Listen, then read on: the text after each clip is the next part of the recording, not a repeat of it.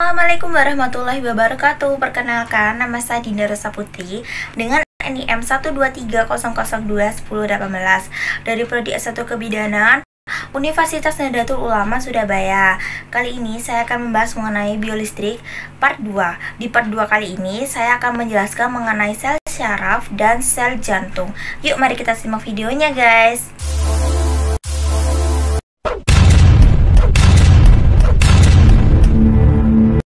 Syaraf. Di sini saya akan membahas mengenai 1. Morfologi syaraf, 2. Mekanisme depolarisasi yang terdiri dari repolarisasi potensial aksi dan perambatan potensial aksi, 3. Mekanisme sinyal listrik dari otot, 4. Mekanisme sinyal listrik dari jantung, 5. Faktor yang mempengaruhi laju kelistrikan syaraf. Lengkungan refleks syaraf. 1. Mekanisme penghantar impuls pada lengkungan refleks syaraf. Jantung. 1. Morfologi jantung terlihat atrium kanan dan kiri serta ventrikel kanan dan ventrikel kiri. 2. Konduksi jantung. 3. Perbedaan otot jantung, otot polos, dan otot lurik. Morfologi syaraf. Berikut adalah gambar dari morfologi syaraf serta keterangannya.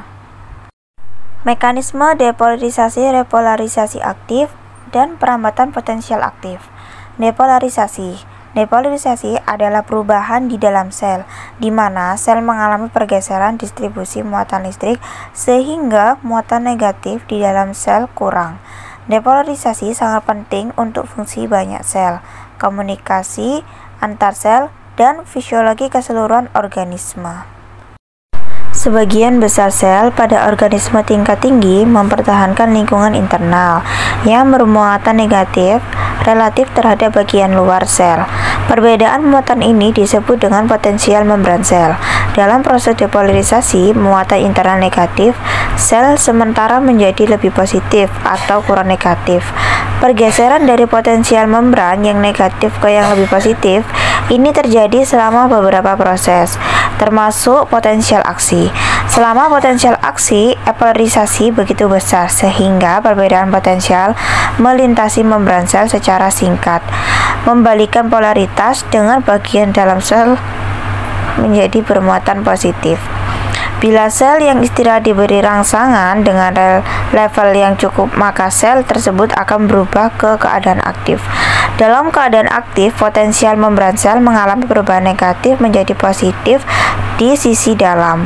Keadaan inilah yang dinamakan depolarisasi. Kejadian ini dimulai dari satu titik di permukaan membran dan akan merambat ke seluruh permukaan membran. Repolarisasi potensial aksi. Dalam keadaan repolarisasi, potensial membran berubah dari positif di dalam menuju ke dalam kembali ke negatif di sisi dalam. Tahapan repolarisasi diawali dari suatu titik dan merambat ke seluruh permukaan membran sel. Bila seluruh membran sel sudah bermuatan negatif di sisi dalam, maka dikatakan sel dalam keadaan istirahat atau keadaan polarisasi kembali dan siap untuk menerima rangsangan berikutnya.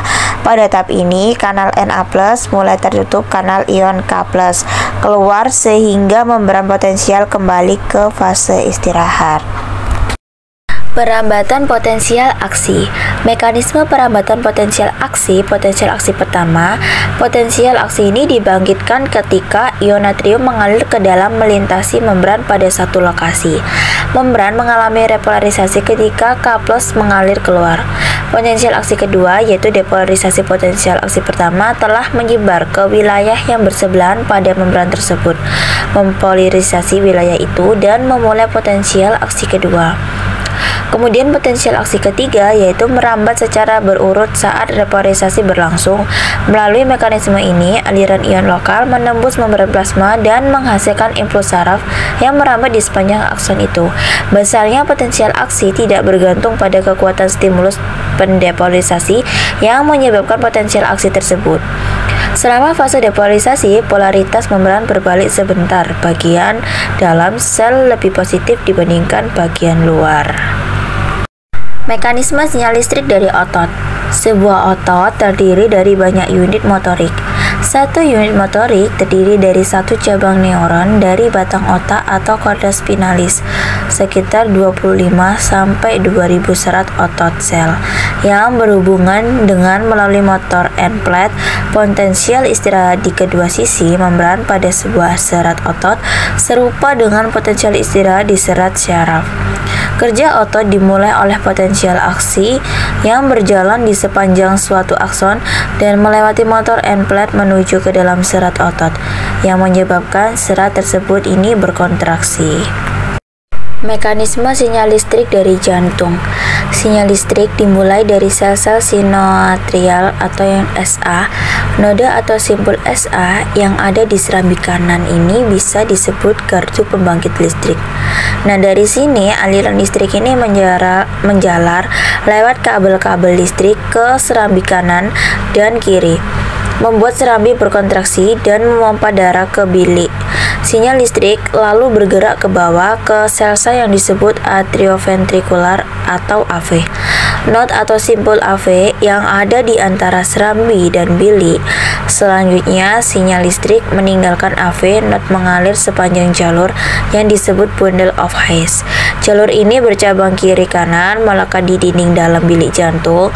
Sinyal listrik merambat ke sini, kemudian membuat bilik jantung berkontraksi. Darah dari bilik kanan mengalir ke paru-paru untuk transfer karbon dioksida dengan oksigen, dan yang dari bilik kiri mengalir ke aorta. Keterangan detak jantung kacau bila sistem listrik terganggu. Pada kondisi normal, sinyal listrik dari simpul SA melambat saat kita istirahat atau tidur dan denyut jantung ikut merambat. Sebaliknya, saat berolahraga, sinyal listrik ini meningkat dan jantung berdetak lebih cepat. Pada mereka yang memiliki gangguan irama jantung, sinyal listrik ini bisa berjalan lebih cepat atau lambat secara tiba-tiba.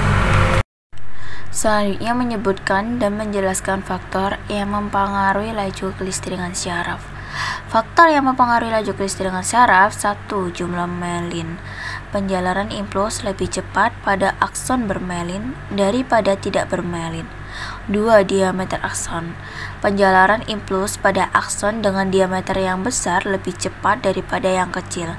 3. Temperatur akson. Penjalaran impuls pada akson lebih lambat pada suhu dingin. Mekanisme penghantaran impuls pada lengkung refleks syaraf. Alur sistem refleks dimulai dari rangsangan yang diterima suatu reseptor sampai terjadinya respon yang dilakukan oleh efektor. Suatu sistem alur tersebut dinamakan dengan lengkung atau refleks ARC. Lengkung refleks ini terdiri dari alat indera, serat syaraf aferen, satu atau lebih sinaps yang terdapat di susunan syaraf pusat atau di ganglio simpatis, serat syaraf eferen, dan efektor. Adapun kegiatan dalam lengkung refleks ini dimulai pada reseptor sensorik. Sebagai potensial reseptor yang besarnya sebanding dengan kuat rangsangan, potensial reseptor ini akan membangkitkan potensial aksi yang bersifat gagal atau tuntas pada saraf eferen. Frekuensi potensial aksi yang terbentuk akan sebanding dengan besarnya potensial generator. Pada sistem saraf pusat SSP, terjadi lagi respon yang besarnya sebanding dengan kuat rangsangan yang berupa potensial eksitasi pasca sinap atau inhibitor postsinaptik potensial EPSP, dan potensial inhibisi postsinaps inhibitor posttransip potensial IPSP dihubungkan hubungan syaraf sinaps. Respon yang timbul di serat eferen juga berupa respon yang bersifat gagal atau tuntas. Bila potensial aksi ini sampai ke efektor, maka akan terjadi lagi respon yang besarnya sebanding dengan kuat rangsang. Bila efektornya berupa otot polos, maka akan terjadi sumasi respon, sehingga dapat mencetuskan potensial aksi otot polos. Akan tetapi, efektor yang berupa otot rangka, respon bertahap tersebut selalu cukup besar untuk mencetuskan potensial aksi yang mampu menghasilkan kontraksi otot. Perlu ditekankan bahwa hubungan antara neuron dan aferen. Lengkung refleks syaraf. 1. Mekanisme penghantaran impuls pada lingkungan refleks syaraf. dan aferen biasanya terdapat di sistem secara pusat, dan kegiatan di dalam lengkung refleks ini dapat dimodifikasi oleh berbagai masukan dari neuron lain yang juga bersinap pada neuron aferen tersebut. Morfologi jantung. Berikut adalah gambar dari morfologi jantung serta keterangannya. Morfologi jantung. 1. Sekat antara bilik kiri atau ventrikel kiri dan bilik kanan selalu septum interventrikulasi. 2. Sekat antara serambi kiri dan serambi kanan adalah septum anteriorium. 3. Sekat antara serambi kiri dan bilik kiri adalah katup mitra atau bicuspidalis. 4. Sekat antara serambi kiri kanan dan bilik kanan adalah katup tricuspidalis. 5. Ketebalan dinding jantung pada bilik kiri dan bilik kanan, yaitu bilik kiri lebih tebal dibanding bilik kanan, karena otot bilik kiri bekerja lebih keras dibandingkan dengan bilik kanan, yaitu memompa darah ke seluruh tubuh, sedangkan bilik kanan hanya ke paru-paru. 6. Sekat antara serambi dan bilik ke aorta dan arteri pulmonalis. 7. Peredaran darah kecil adalah dari ventrikel kanan atau bilik kanan menuju ke arteri pulmonari, ke paru-paru, kemudian ke vena pulmonaris, kemudian ke atrium kiri. 8. Peredaran darah besar adalah ventrikel kiri atau bilik kiri menuju ke pembuluh aorta, kemudian ke jaringan tubuh atau seluruh organ, kemudian menuju ke vena cava, kemudian ke atrium kanan atau serambi kanan. 9. Peredaran darah ganda adalah sistem peredaran ganda yang mengacu pada sistem di mana darah dipompa melalui jantung selama 2 kali setiap perjalanan ke seluruh tubuh. Darah pertama dipompa ke paru-paru di mana darah diisi dengan oksigen. Kemudian selanjutnya 10. Peredaran darah tertutup adalah sistem di mana darah mengalir di dalam pembuluh darah. 11. Peredaran darah terbuka adalah sistem di mana darah mengalir di dalam rongga tubuh karena tidak memiliki pembuluh darah. Menjelaskan tentang konduksi jantung. Sistem kondisi jantung bukan merupakan suatu sistem tunggal, melainkan sistem sirkuit yang cukup kompleks yang terdiri dari sel yang identik. Seluruh sel miosit di dalam sistem kondisi jantung ini memiliki 3 macam, yaitu 1 sel pancemaker, contohnya nodus sinoatrial dan nodus atrioventrikular. 2. Sekelompok sel dengan kemampuan konduksi sangat cepat atau specially rapidly conducing tissue, contoh serabut Purkinje. 3. Sel otot atau yang disebut dengan miosit di atrium dan ventrikel. Ketiga sel ini memiliki sarkolema yang tersusun atas 2 lapisan fosfolipid dan secara umum bersifat